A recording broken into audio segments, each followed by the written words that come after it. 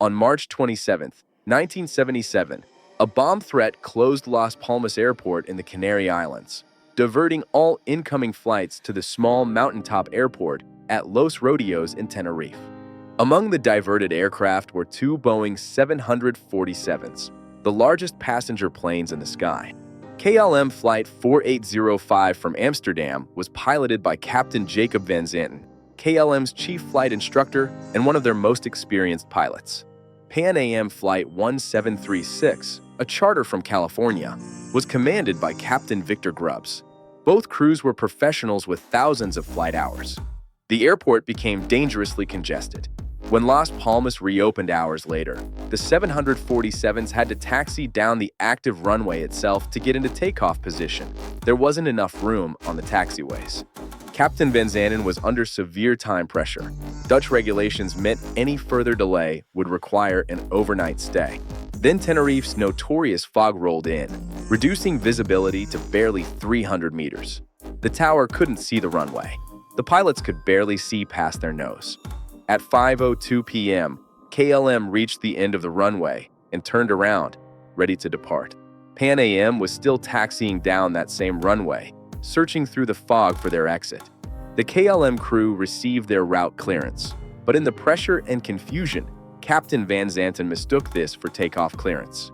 He began his takeoff roll.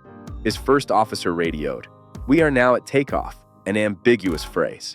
The controller responded, "Stand by for takeoff. I will call you." But at that exact moment, Pan Am transmitted, "We're still taxiing down the runway." The two transmissions collided, creating a squeal of interference. Neither message was clearly heard. KLM's flight engineer asked nervously, "Is he not clear?" Then, that Pan Am? Van Zanten replied, "Oh yes," but they were already accelerating, already committed in his mind.